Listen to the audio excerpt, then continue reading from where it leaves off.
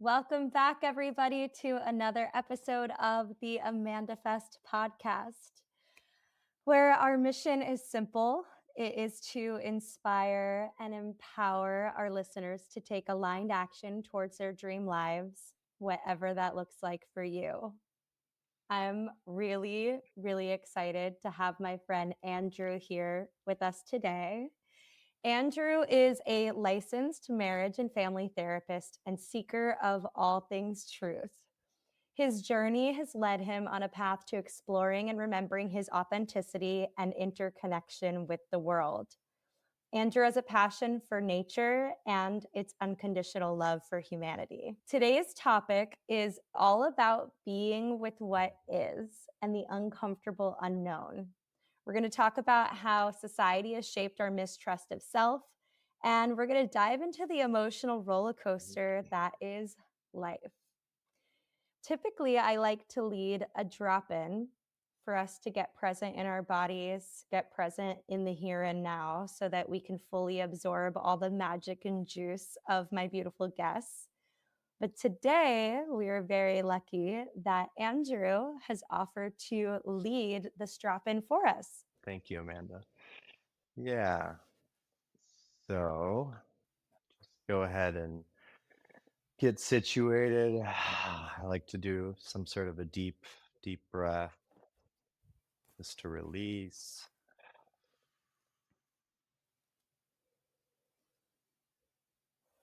And breathing in, just taking in as much air as you can.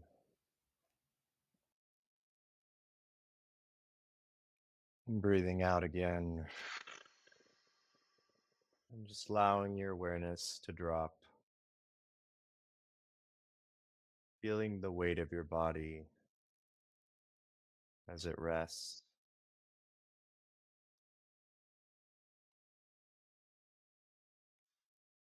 And just noticing the temperature of your heart.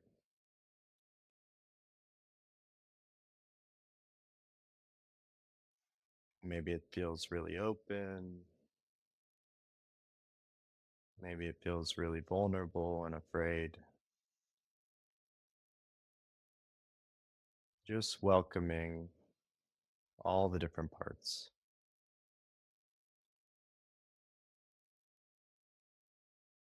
And just being with what is right now, right here.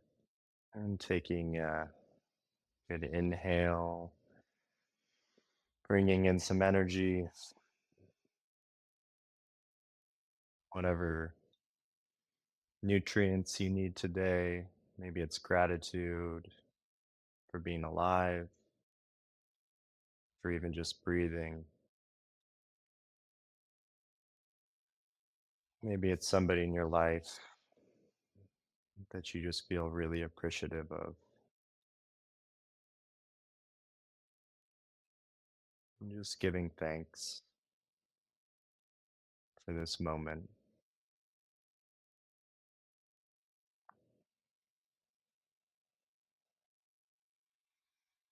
Sure.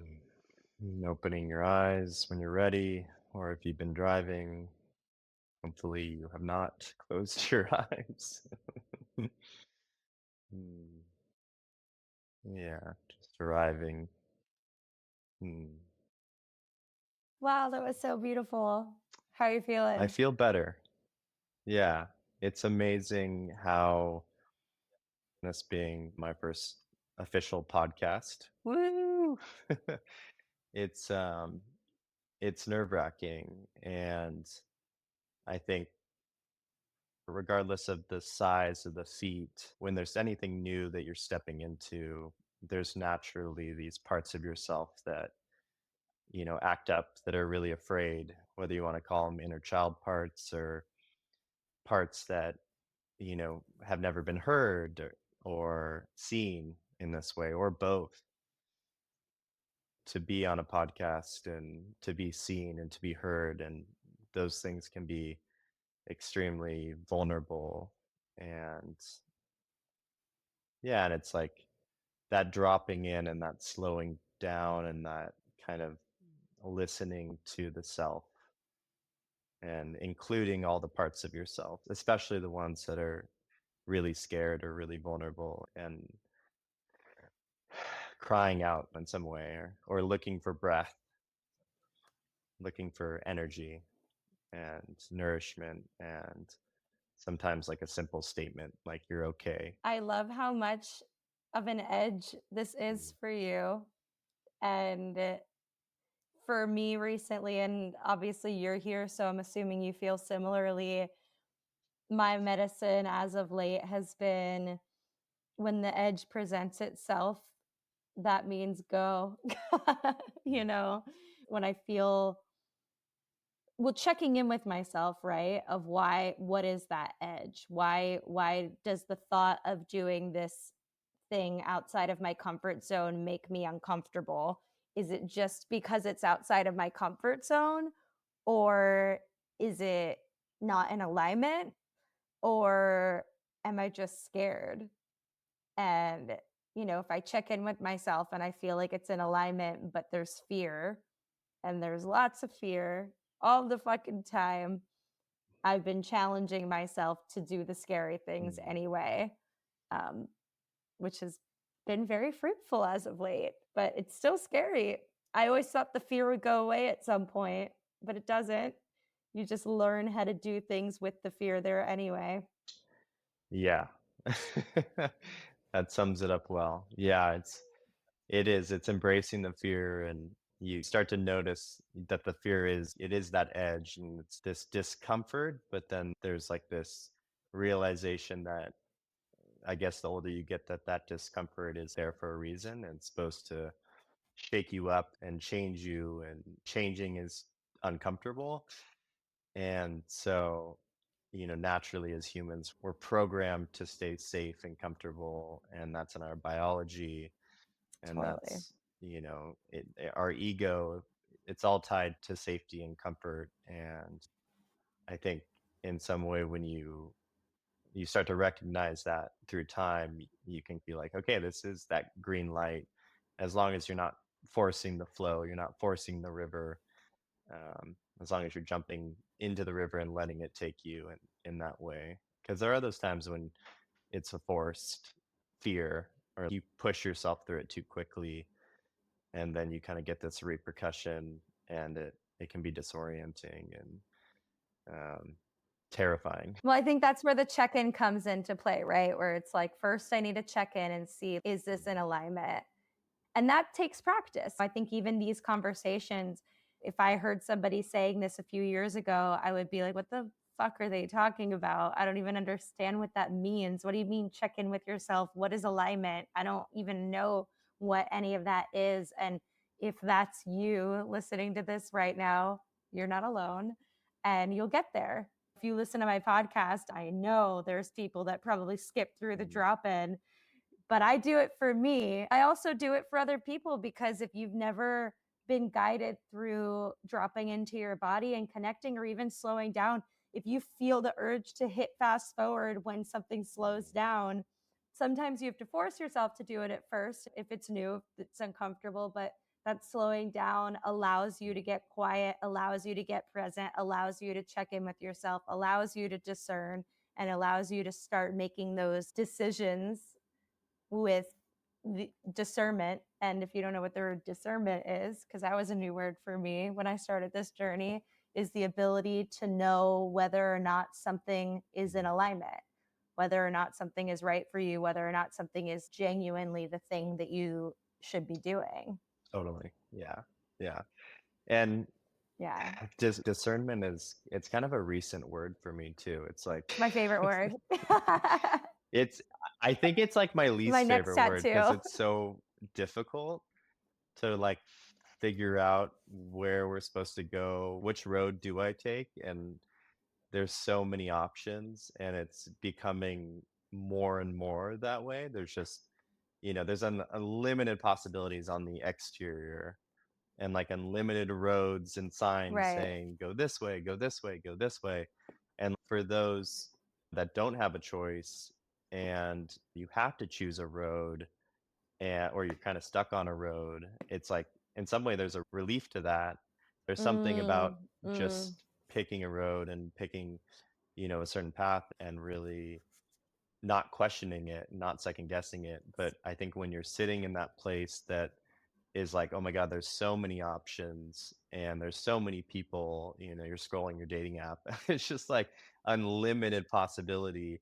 And you have what you think is discernment. Oh yeah, I don't know why the dating app thing, but it's like, yeah, I want blonde, I want tall, they want kids. So whatever it is, it's like it seems so clear, but it's all on the exterior. And the reality is like you're forming all this discernment around the exterior versus, what your interior actually wants or what your soul Totally. wants and then yeah, for most people I think they to see one or the other, it's not clear. And so many people live in the exterior world of thinking they're in alignment with their soul or their heart, but really it's kind of what your ego wants. Which is what I think is so crazy. And that is why I believe the plant medicine journey is not for everyone, particularly for those who are in a situation that either they're deep into, and we could stay on relationship, right?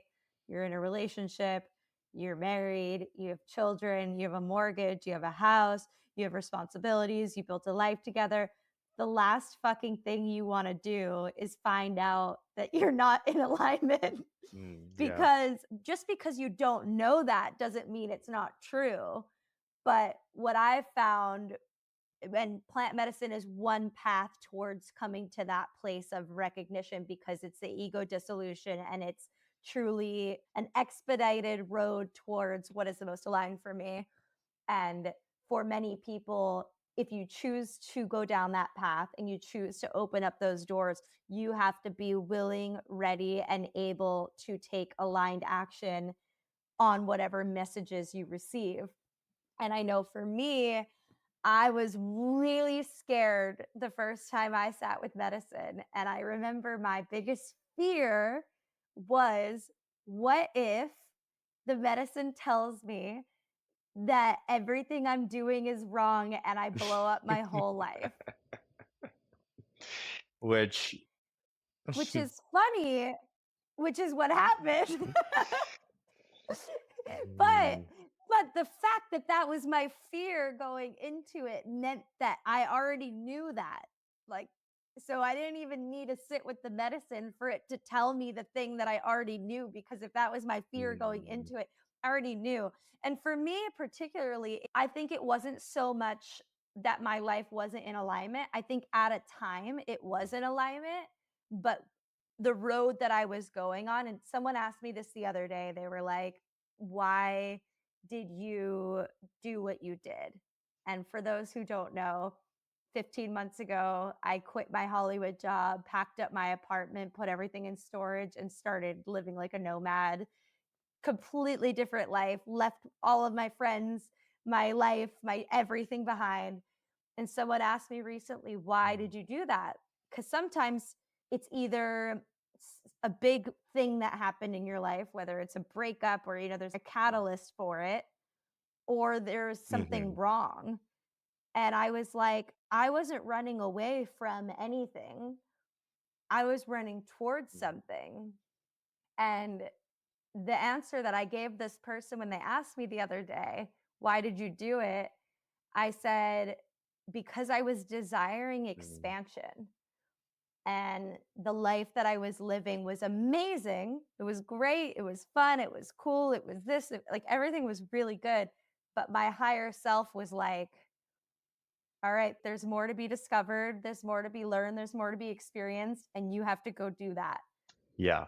And it's interesting that you say some are forced and some choose it, because I think if you don't choose it, then naturally you're going to be forced in some way. And Right. that was kind of my Right. experience where as a therapist and having gone through school and got licensed kind of right before the pandemic and spent all this time opening this nice private practice and putting all this work into the stereotypical therapist, what it looks like when you can envision the perfect office and that comfortable place with lots of plants, and you come in and you feel very safe and secure. And I curated this beautiful space and was super proud of it. And pandemic hits, I'm trying to push through all of that, working with not seeing people in person, like sometimes, and navigating the mask thing.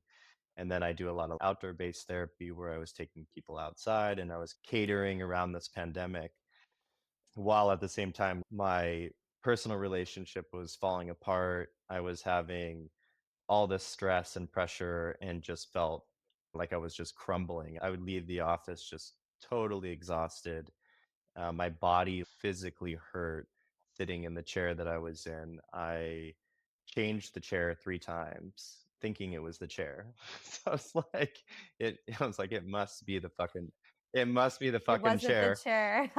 And, like, finally on the 3rd chair, um, yeah, I was like, "Okay, there's something wrong with this picture. I'm not supporting my clients. I'm not present.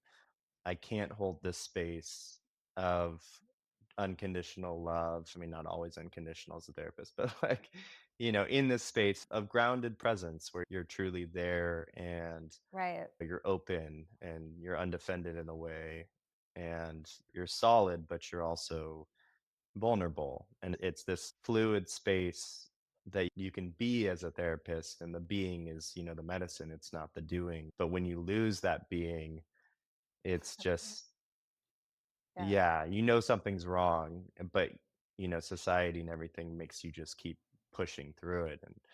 And I finally just was like, this needs to change. I need to take a break. And um, same thing, 2021. I'm like, I need to travel and go visit, South America, and go explore and backpack and see things that the younger me's like wanted to do it at 23, but I ended up doing it at 33. And um, yeah, just super fun adventures and just growing and expanding and doing it in a way that I don't know, you can't really have like an agenda for in life. You just make a choice and then jump in. Um, yeah, jump into the Flow, flow. Yeah. which is kind of wild. So we met, what year was that? We met 2. in Mhm. 2022. Yep. Yeah. So Andrew and I met at Burning Yeah. Man. Surprise, Is it? surprise. And um and that was a really challenging burn for both of us. That was your Mhm. first burn. That was my Mm. third, and it was just tough.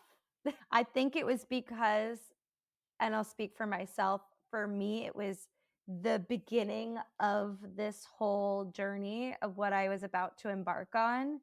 And it was, Burning Man has this really beautiful ability to, like, you think that you're going to go to the desert and forget Mm. about your life and have a fun, playful, crazy experience. But they always say you get the burn that you need, not the one that you want. And Burning Man has a really beautiful ability to take whatever the fuck is happening in your real life and put it in one spot and then shake Mhm. it up and be like, look at it. Look Yep. Mm. at it. Look at it. And so I stepped away from that burn with so many Mm. lessons. You were one of them. You were a big one, which we've talked about before. Yeah, how so? Um, my initial connection with you, I was like interested in you, and our connection turned into a really beautiful platonic relationship. But I was very Mm. confused by that at the time because you were one of the first men that I met out in life in the world that I didn't know what that meant. I didn't know how to experience intimacy with men that wasn't romantic Mm. or sexual. And so feeling intimately connected to you and it being okay to just be that was very confusing to me. And I had to move through a lot with that. and you held the space very beautifully.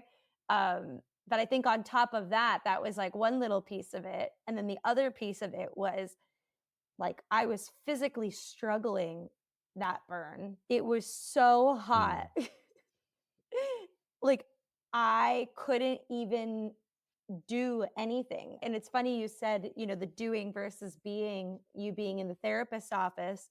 My first plant medicine ceremony, my first few plant medicine ceremonies, that was the big, big, big message that kept coming through.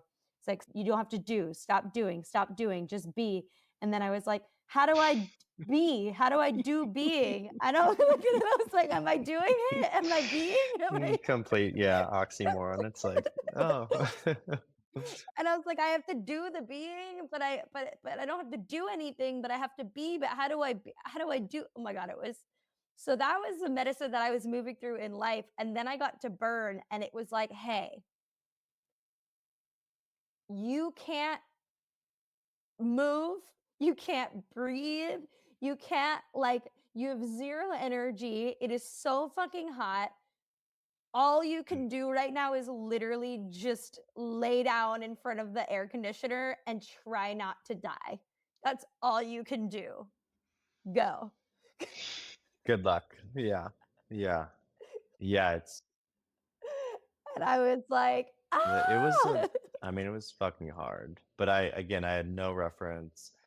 I had heard crazy stories about Burning Man. I was like, that's not for me. I don't want to get naked. I don't want to be vulnerable in that way. Like, I'm stuck.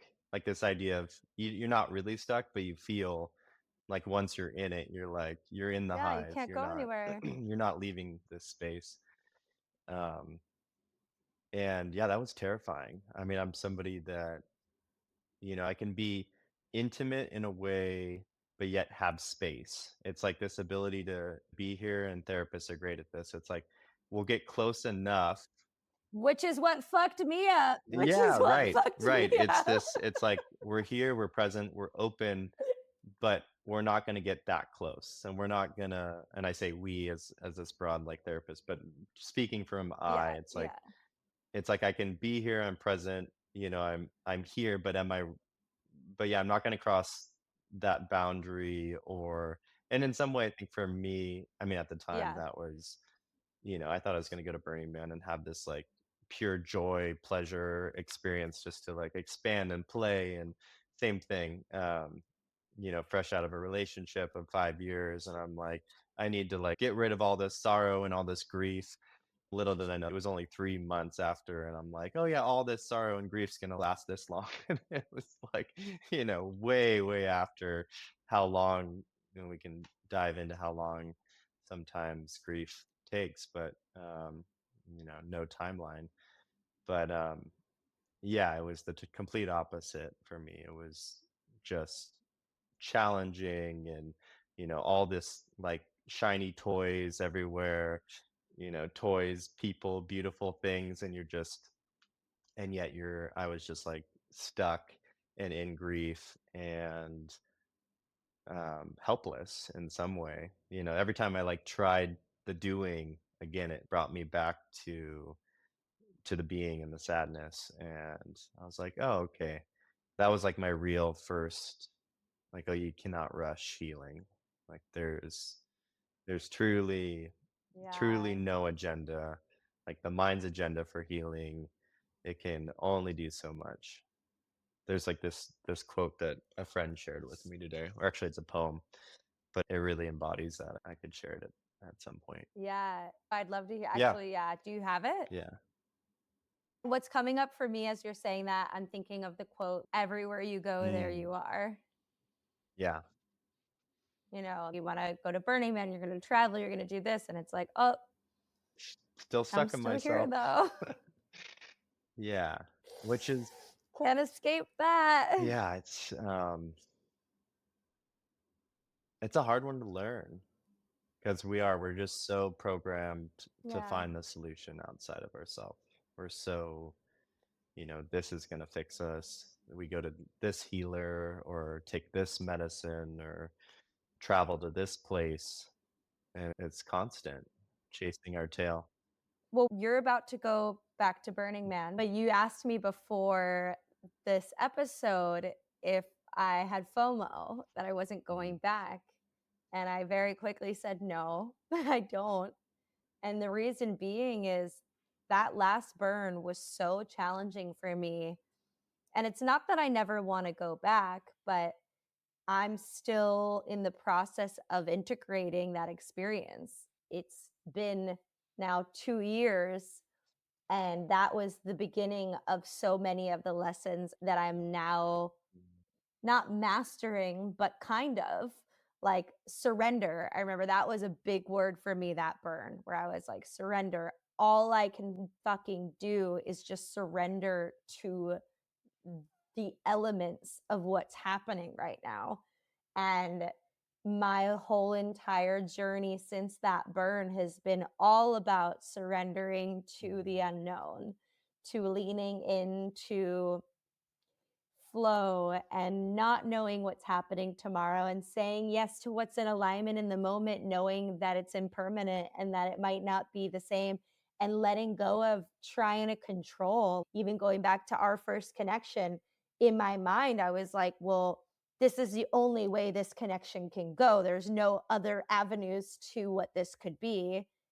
And letting go of that is like, this is a really beautiful connection that I'm so glad that that didn't unfold the way that I thought it was going to, because we wouldn't even be here right now if that was the case, you know? Like, Completely. Yeah. And yeah, I think about intimacy and how we have all these stories and we have these beliefs of like how to get closer and what intimacy looks like. And so often, right. that physical is so programmed in us to be like, no, this is how we like secure the intimacy. This is how we make sure that this person won't want to leave us, or that that we have this power, whether we're good at sex or whether we're not. It's like we have this sense of control and in some way manipulation, but Yeah.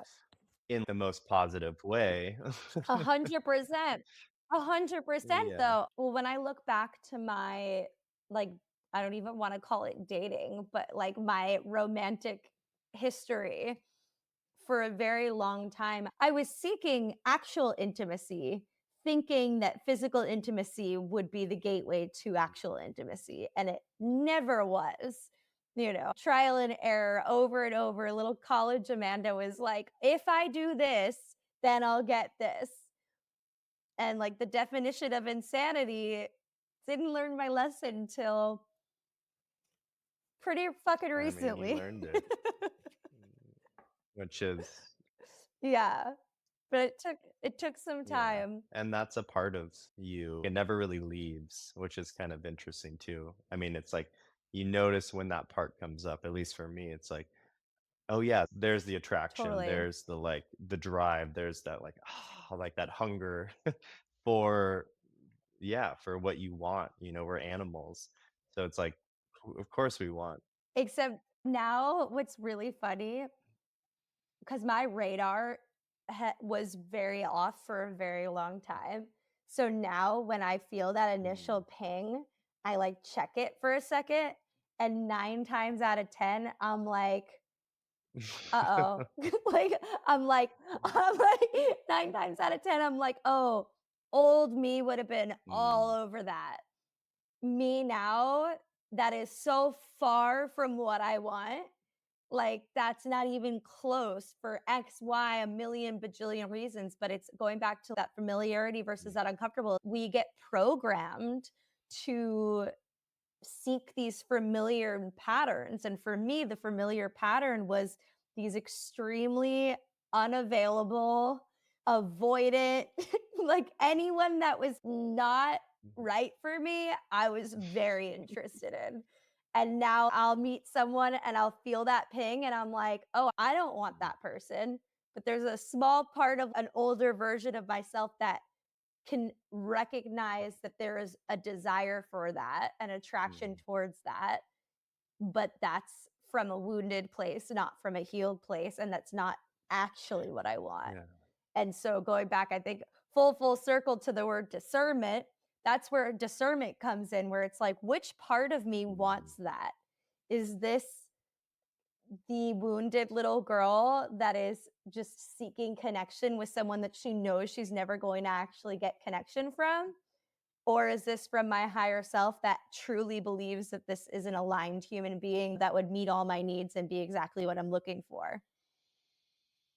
Yep. You know? Yeah, and it takes that awareness and that pause and having made the mistake and making the mistake again, and yeah, it's like you fall in the hole, how many times before you see it and move around it, but, um, yeah, it's tricky because yeah, we live with those parts our whole life, and, um, yeah.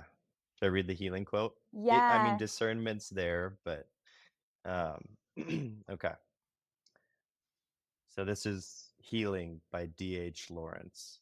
I am not a mechanism, an assembly of various sections, and it is not because the mechanism is working wrongly that I am ill.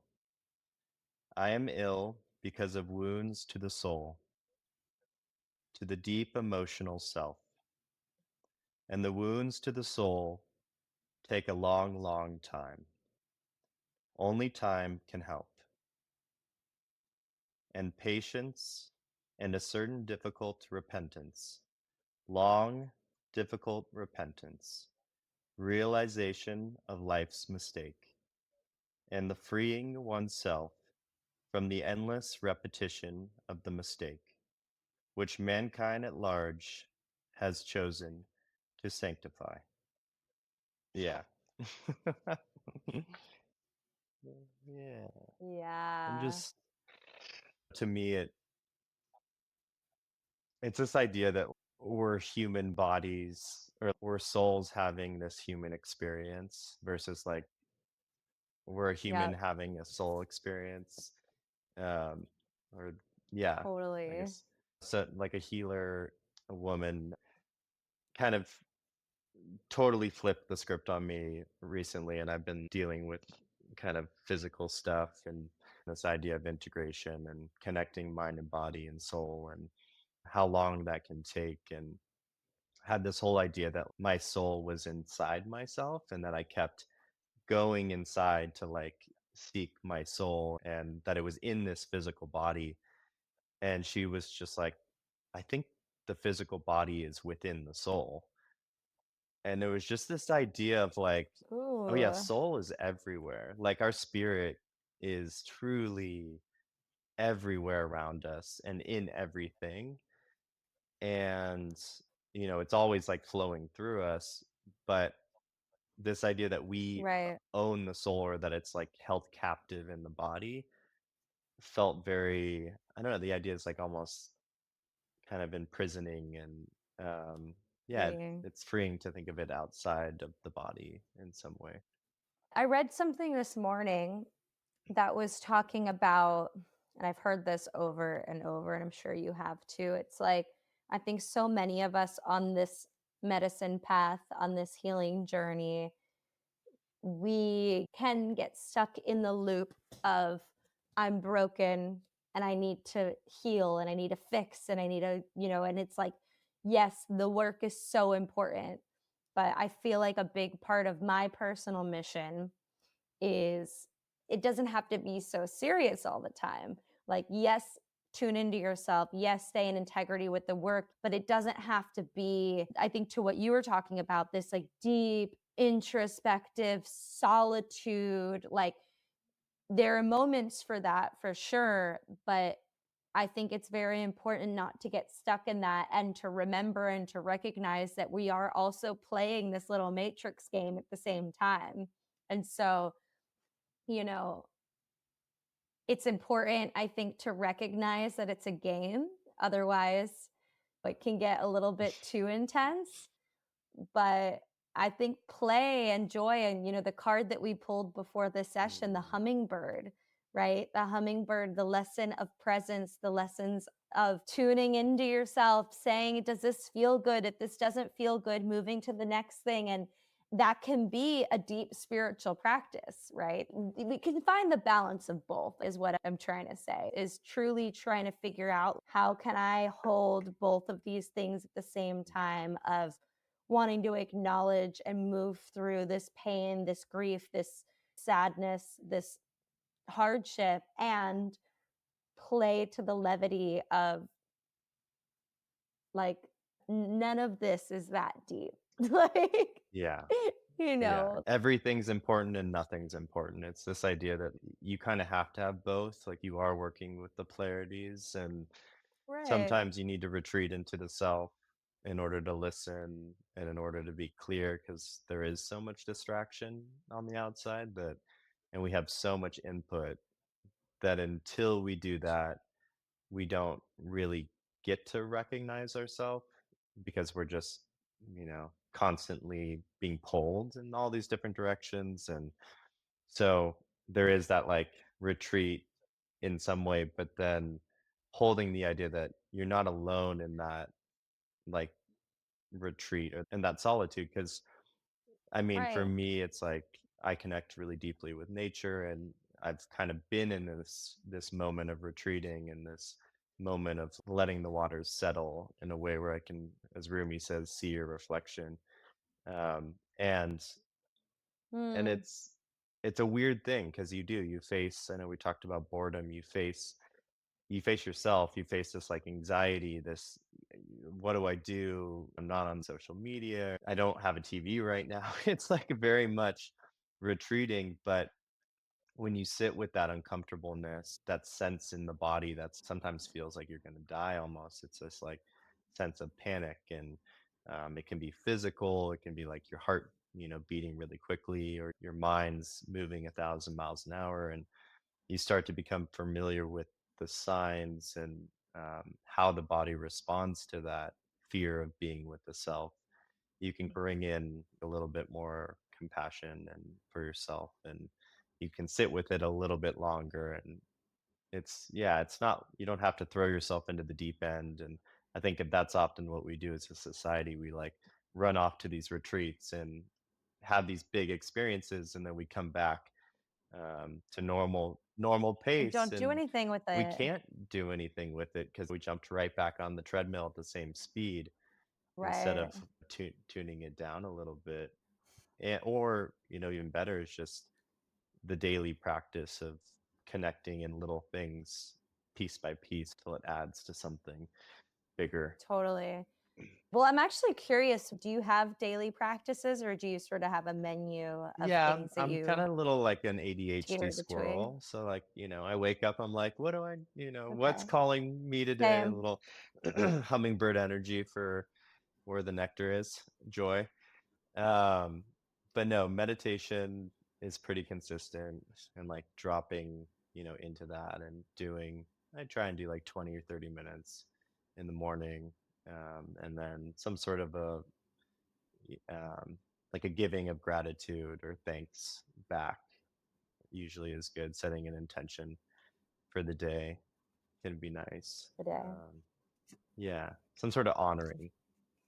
You're such a opposite example of what I think majority of, let's just say, America, but probably most of the world is dealing with right now. We're talking about there's like two ends of the spectrum, right? There's the spiritual people that go, have these deep journeys and then they're not really integrating properly.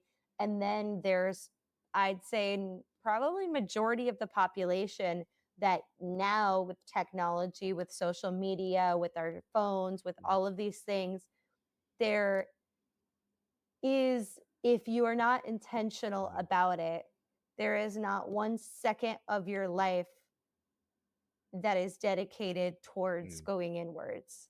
There is not a moment of silence. There's not a moment of boredom. And that is right. default, right? Before, I think before all this technology, before, people would sit there and be bored and they'd look at the little, you know I, like the little rain droplet on the car as it Mhm. like, like Yeah. as it Yeah, we didn't passes have by, and like iPads as there are these kids, little we didn't. tiny, no, we were Yeah, chasing raindrops being like, which one's going to make it to the exactly. They're end gonna merge faster, together. They always do. but Ah. But like it's so silly to think about, but it's sad in retrospect. Like it's sad now to just witness. I've been in New York for the last few months and I left and I came back and on the subway looking around and noticing every single person looking down at their phone. In the airport, every single person has headphones on. They're looking down. Nobody's connecting with each other. Nobody's connecting with themselves. And to your point, I think to all of what we're talking about is we're talking about discernment, we're talking about being present, we're talking about going inward. And none of these things are Mm, possible if you don't intentionally seek to participate in these activities. And yeah, like I I think you're fascinating because you're so mm. far on the other end of the spectrum, living in your little Peter Pan tree house without your TV and no, like it's amazing. I, you know, I think we all have so much to learn there's from you. certain things in Like, life that I feel like you choose and other things that choose you. And yeah, this place definitely chose me. But I think in terms of connectivity and finding something simple, I mean, knowing that we all want to connect and like our attempt to go on our devices is to connect. And it's like that's the why. And it's like, right, okay, we know what the why is. We want to connect. And you feel like people feel after they get off Instagram, like how they feel with that connection. And, just growing that tiny bit of awareness around like what happens when I turn off my Instagram or when I scroll for half an hour and I feel into myself. Did I feel better? Did I feel worse? Like what's happening in my body, as I close this app. mm, And then like life is an experiment. It's like experiment. What is it like when you're in the subway? I'm far away from the subway right now, but if you're in the subway and you look around and you're looking at everybody on their phones and you find somebody that interests you that may be looking at their phone, but when you can take that moment and just like really look at that person and your attention, like attention is everything, right? And your attention moves from your device to that person. And you might be amazed, maybe the person might look up. Something shifted energetically. You moved from the attention on your right, device to the attention on this person. right. Subtle, but that curiosity that you brought with shifting your attention shifted everything. It shifted the entire subway. That might Right. sound woo-woo, but, like, notice how many times you shift It's your attention true. and what happens on the other end of that attention, and And then see what comes up what for comes up you. from Yeah, that see what too, you like, notice as you do that, and it's so subtle, but, like, that person got seen, you got to witness that person, and I guarantee you feel differently than you felt looking at your phone. oh, 100%. I had this experience a few weeks ago at a cocktail bar. I went to go see my friend play some jazz. She's singing. I got to the bar and there was one guy sitting at a little table by himself. And then I ended up sitting at the table in front of him. And before I sat down, I kind of like noticed him. And then I was like, okay, I'm just going to go sit down. And then there was a moment where he got up to go to the bathroom and he came back and walked past me and we made eye contact. And I was like, ah, Panic! Shoot like, the flares.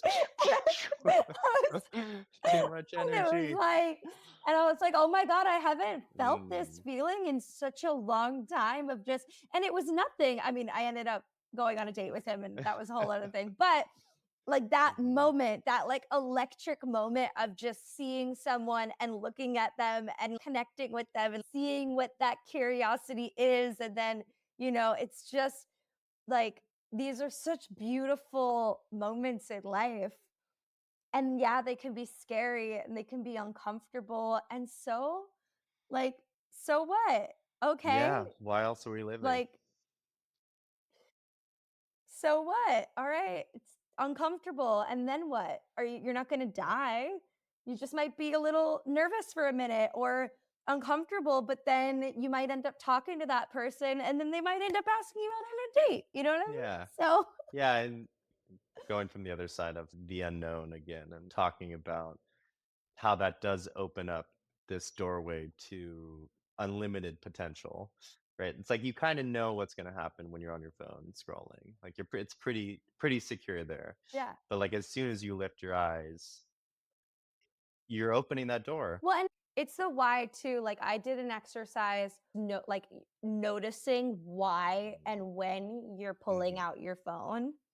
I remember before I started this mindfulness practice around my phone, I was on the phone with my mom. We got in a fight about something and I was like so annoyed and I hung up and I pick up my phone and I open up Instagram and I was like, what am I doing on Instagram right now? I was like, I'm going on Instagram because I feel an uncomfortable emotion and I don't want to sit with it. I'm frustrated with the conversation I just had with my mom.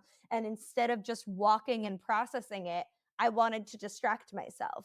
And I caught myself. And then I was like, I don't need this. So I think even like there are certain apps. There's one app that I really like called Mm. OneSec, and it's a mindfulness app that you can use on your social media that if you open up the app, it prompts you, it'll pause, the screen will go up and down and it says take a breath and it says why are you opening the app?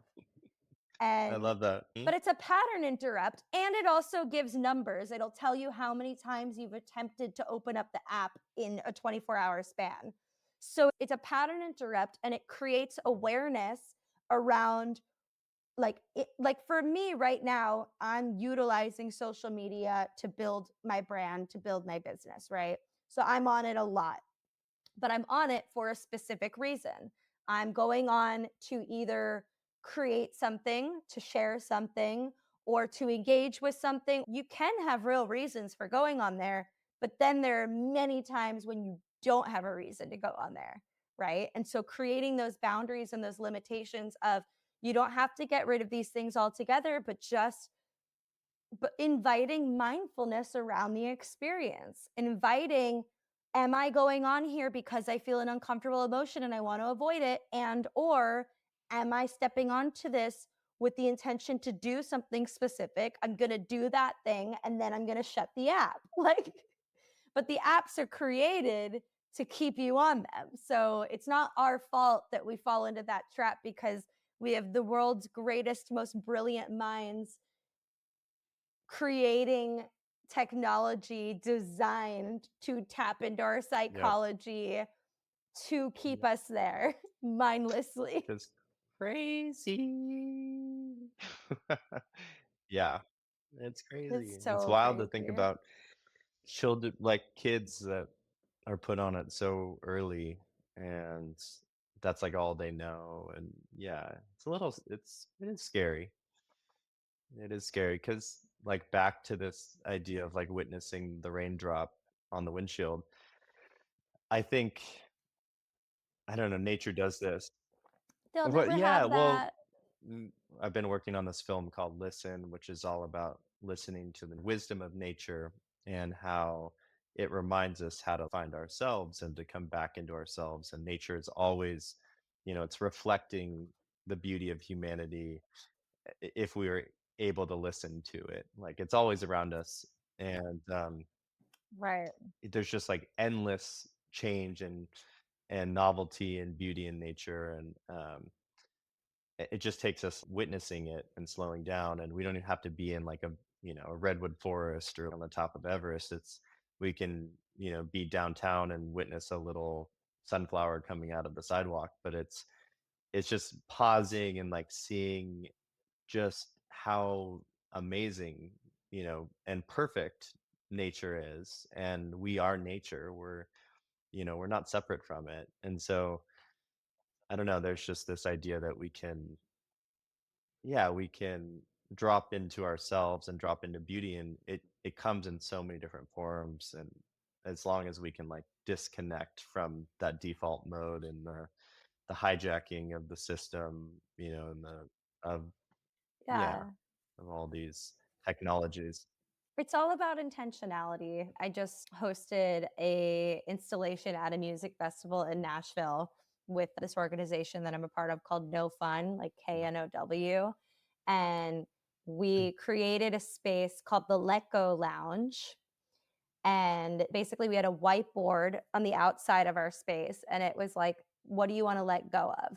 And so, people coming to a music festival, we were inviting them to pause, think about what are they holding on to that they don't want to hold on Mm, to anymore.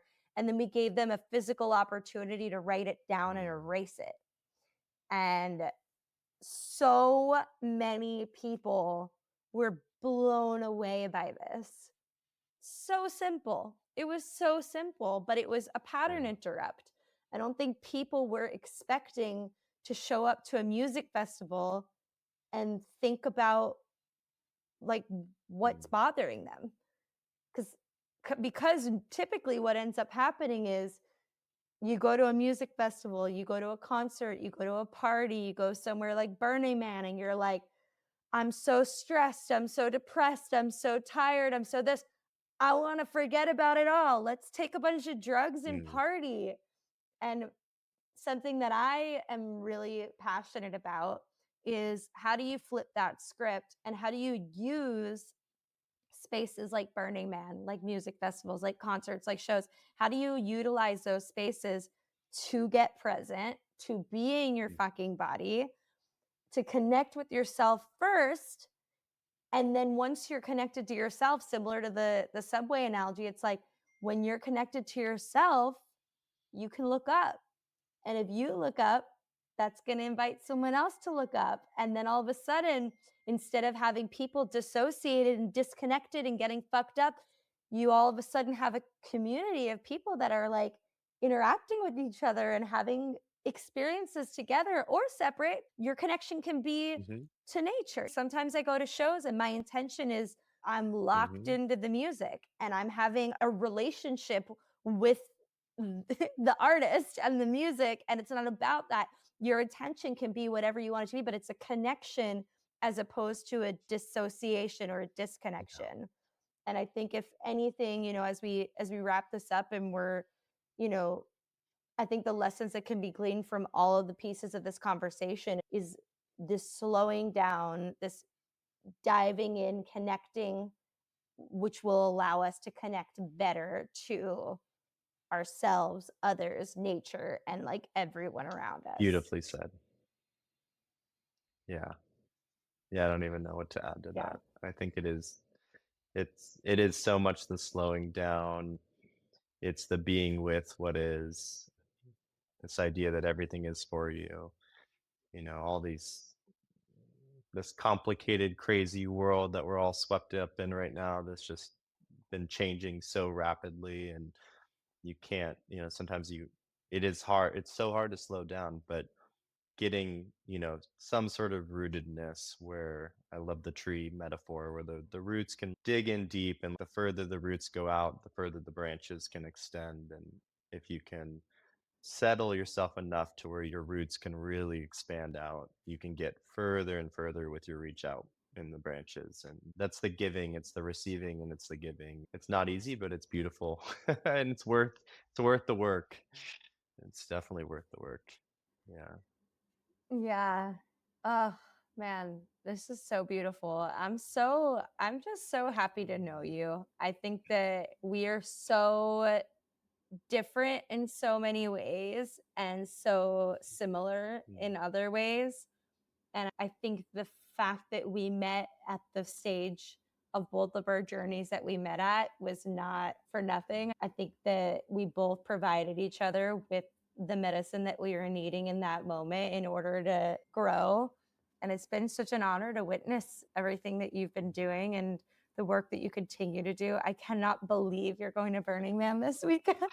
I still can't believe it either. What is your intention for this time around? What are you calling in? What are you hoping to experience? It feels like I'm not running away from anything. I think this really feels like a moment of expansion, and a lot of the different parts of me have been integrating and feel like I'm really getting those roots down into the ground, and in some Mhm. way, it's kind of like, yeah, letting the storm kinda move around me, the eye of the hurricane, and, like, there is gonna need people, like, Burning Man needs people that are grounded and centered and allowing the chaos to ensue and being a place of, like, holding on and sanctuary and safety. Um, so, yeah, that's kind of my intention, is just to, like, instead of seeking and being like, "Let me ride across the playa," in the middle of the night, and, like, and maybe there'll be that too, I can't, who knows? Like, again, the unknown, I really don't know what Yeah. what the fuck's gonna happen, but the intention is to Right. hold at least my stability and my ability to be a place of safety and connection, and, yeah, to see what unfolds, to see what comes my way without chasing, just to be open. You know, open, yeah. Uh, I'm excited for you. I feel like this is, yeah, my intention for Please, you. I'm please. gonna set an intention for you for your burn. Yeah. Yeah, my intention for you is to, yeah, is to take Mm, that hummingbird medicine and to really, I think you've been in the trenches of doing so much personal development work, and it feels like a lot of it has been heavy and a lot of it has been really mm, serious. And I think that I'm excited for you to get to go and to feel purposeful, right? And yeah, be of service. But I'm also excited for you to get to play and be light and be present and just have mm, fun while you thank while you. you do that. You can be of service and Yeah. support people and have it be like, I'm calling in the hummingbird I for think I need your some your hummingbird playa too. I experience. think I can feel, I always like, yeah, it has been a really serious path, and I think the hummingbird energy it's ready to go dance and play and have fun, and Yeah, you get to yeah. flutter. And then I'm gonna come to California in a few months, and then we can debrief. Thank you Yeah. so, so, so much for being Mm, here today. This was such a fun combo. Wishing you a very fun, safe, and light burn. thank you. Yeah, thanks for creating this space, and You're yeah, it was really, really nice to connect.